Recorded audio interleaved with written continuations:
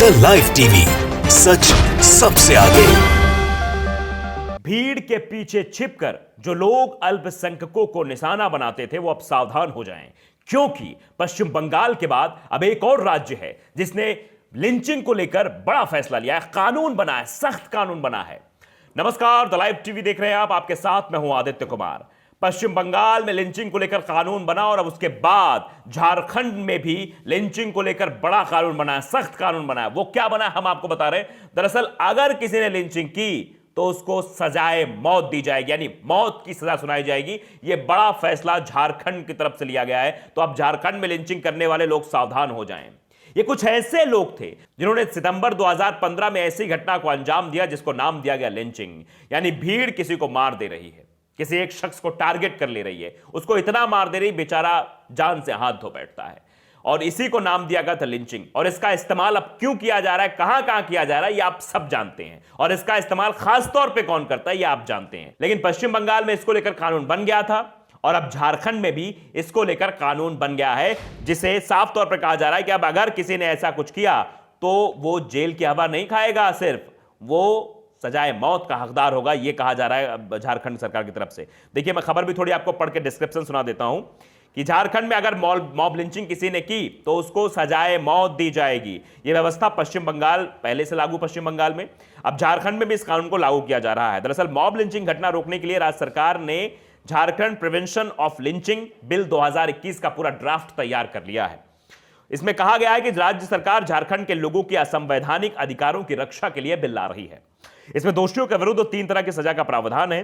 वो क्या क्या है, हम वो तीनों सजा को एक एक करके आपको बताएंगे, डिस्क्रिप्शन देंगे कि किस तरह से झारखंड की सरकार ने यह फैसला लिया है और जो ड्राफ्ट तैयार किया है वो किस तरह से, उसमें क्या क्या प्रावधान है। दरअसल दोषियों के विरुद्ध 3 तरह की सजा का प्रावधान हमने पहले बता दिया। पहली सजा है कि गंभीर चोट पर दोषी को उम्र कैद की सजा हो सकती है, यानी अगर कोई ऐसा करता है, भीड़ किसी को पीटती है, उसमें कोई चोटिल हो जाता है तो उसको उम्र कैद तक की सजा हो सकती है। उसमें क्या क्या प्रावधान है, 3 स्टेप है, मैं पढ़ के आपको सुनाता हूं। लिंचिंग में किसी को चोट आती है तो दोषी को 3 साल तक की सजा और 1 लाख रुपए से 3 लाख रुपए तक का दंड दिया जाएगा। अगर किसी को गंभीर चोट आती है तो दोषी को 10 वर्ष से लेकर उम्र कैद तक की सजा और 3 से 5 लाख रुपए तक का जुर्माना किया जा सकेगा। अगर लिंचिंग की घटना से किसी की मौत हो जाती है तो दोषी को उम्र कैद से लेकर मृत्यु दंड तक की सजा और 10 लाख तक का जुर्माना उसके ऊपर लगाया जा सकता है। अब क्या है, इसके साथ साथ 2 चीजें और होती हैं। दरअसल कुछ ऐसे लोग होते हैं जो लिंचिंग की घटना को बढ़ावा देते हैं, क्योंकि उन्हीं की साजिश पर यह सब कुछ होता है। आपने देखा है जिस तरह से लिंचिंग घटनाएं सितंबर 2015 के बाद बढ़ी हैं। लगभग अभी जो आंकड़ा है वो लगभग 145 के ऊपर का है। 145 लिंचिंग घटनाएं हो चुकी हैं जिसमें लोगों की जानें चली गई हैं। साजिशकर्ता उकसाने वालों को के लिए भी सजा का प्रावधान है। तो अब वो लोग सावधान हो जाएं जो बैठकर फोन करके ये पूरी लिंचिंग की साजिश रचते हैं, इसका पूरा खाका तैयार करते हैं, कैसे क्या कुछ करना है। वो लोग भी सावधान हो जाएं, वो संगठन भी सावधान हो जाएं।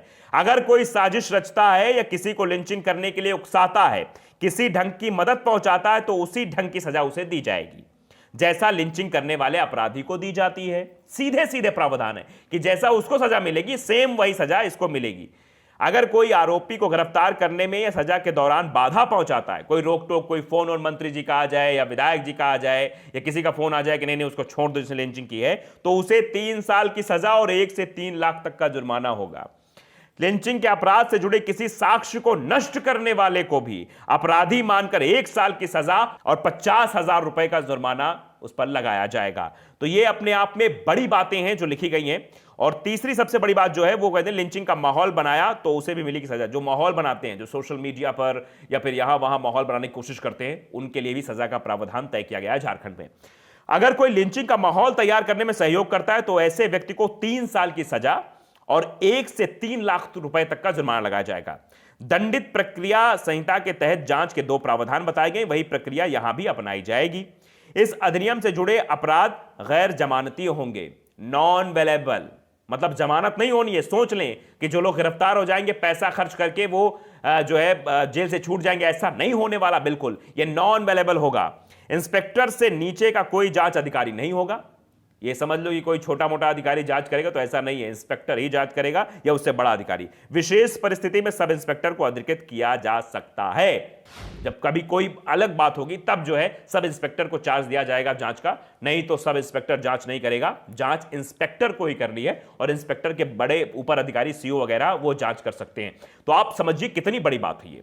पश्चिम बंगाल में जो है यह कानून लाया गया था, अब झारखंड में, तो वो लोग सावधान हो जाए जो भीड़ के पीछे छुपकर जो भेड़िए होते थे वो किसी को टारगेट करते थे, खासतौर पे अल्पसंख्यकों को टारगेट करते थे। वो ये समझ जाएं, वो ये सोच लें कि अब कानून बनने जा रहा है और झारखंड में ये करने वाले लोग अब सावधान हो जाएंगे। दरअसल कुछ आंकड़े हमारे पास हैं, वो आंकड़े बताना बहुत जरूरी है, क्योंकि ये जानना जरूरी कि सितंबर 2015 से ही आपने इसका नाम सुना होगा। इसके पहले लिंचिंग का कोई नाम आपने नहीं सुना। 2015 के बाद 145 अब तक आंकड़ा पहुंच चुका है। 2020 तक के आंकड़े हमारे पास हैं, लेकिन यह आंकड़ा खासा चौंकाने वाला है। लिंचिंग के शिकार हुए इन 145 लोगों में से 71 मुस्लिम हैं, यानी मुस्लिमों को ज्यादा इसमें टारगेट किया गया है। घटनाएं शुरू कब से हुई? सबसे ज्यादा लिंचिंग घटनाएं जो हुई थी वो झारखंड में हुई थी, और झारखंड में अब कानून बनने जा रहा है। मैं घटना बता देता हूं आपको एक एक करके। दरअसल 17 मार्च 2016 मोहम्मद मजलूम इनायतुल्लाह खान की हत्या कर दी गई। 18 मई 2017 शेख सिराज को भीड़ ने मार डाला। 27 जून 2017 उस्मान अंसारी को मौत के घाट उतार दिया गया। 29 जून 2017 असगर अली की हत्या कर दी गई भीड़ के द्वारा। 9 सितंबर 2018 भीड़ ने मोहन राय को मार दिया। 17 जून 2019 भीड़ ने तबरेज अंसारी को मारा।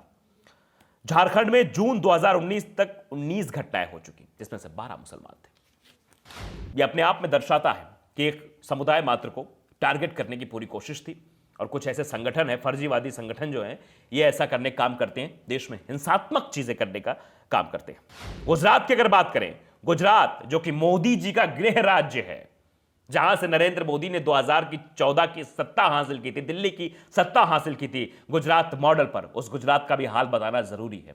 गुजरात में भी 15 मौतें हो चुकी हैं, लिंचिंग की घटनाएं 15 घटनाएं गुजरात में हो चुकी हैं। गुजरात के उना में 30 जून 2016 को भीड़ ने एक साथ 5 गैर मुस्लिमों की पीट कर हत्या कर दी थी। इसके बाद 25 सितंबर 2016 में बनासकांठा में संगीता और नीलेश की भीड़ ने हत्या कर दी थी। एक के बाद एक घटनाएं हो रही हैं। कुछ चर्चित घटनाएं हैं जिनका जिक्र करना बेहद जरूरी है आज। मॉब लिंचिंग से हुई मौत की कुछ चर्चित घटनाएं कौन कौन सी हैं? 28 सितंबर 2015, जिसके बाद ही आपने लिंचिंग का नाम सुना था, वो घटना बतानी जरूरी है। यूपी के दादरी में मोहम्मद अखलाक की मौत से मॉब लिंचिंग शुरू हुई थी। समझ रहे हैं आप? उत्तर प्रदेश से यह कारनामा शुरू हुआ था, दादरी में मोहम्मद अखलाक की मौत से। उसके बाद 7 जून 2019 को जमुना टाटी और अजय टाटी नामक 2 हिंदुओं की असम में भीड़ में हत्या कर दी थी। नवंबर 2017 को दिल्ली शामली के बीच ट्रेन में भीड़ ने की थी 4 हत्याएं, मॉब लिंचिंग। जम्मू कश्मीर में भी भीड़ ने 8 हत्याएं की। राजधानी दिल्ली में भी ऐसी 2 हत्याएं हुई हैं। ये आंकड़े अपने आप में चौंकाने वाले आंकड़े हैं। ये दर्शाते हैं कि भीड़ के पीछे छिपे कुछ लोग जो बचने की कोशिश करते हैं, जो ये समझते हैं अपने आप को कि हम भीड़ के पीछे कोई भी कारनामा कर देंगे, भीड़ का नाम आ जाएगा, हमारा नाम नहीं आएगा, हम बच जाएंगे। तो वो लोग सावधान हो जाएं, क्योंकि राज्य दर राज्य अब सरकारें सजग हो गई हैं। वो अब ये करने वाली हैं कि एक कानून बनेगा, उस कानून के दायरे में सब आएंगे और सबको सजा दी जाएगी। तो सजाए मौत का प्रावधान किया गया है झारखंड सरकार की तरफ से। मसौदा तैयार कर लिया गया है, इस बिल को विधानसभा में पेश किया जाएगा और उसके बाद यह पास होगा, फिर कानून बन जाएगा। और ऐसा ही पश्चिम बंगाल में भी है। तो आने वाले राज्य, क्योंकि जहां से उत्तर प्रदेश, जहां से शुरू हुआ है मॉब लिंचिंग का खेल, वहां भी सरकार को सोचना चाहिए कि इस पर सख्त एक्शन ले और ऐसा करने वाले लोगों को सीधा जेल की सलाखों के पीछे भेजे। तो लाइव टीवी को अगर आपने सब्सक्राइब नहीं किया, सब्सक्राइब जरूर करिए, बेल आइकन दबाइए ताकि सच खबर आप तक पहुंचती रहे। नमस्कार।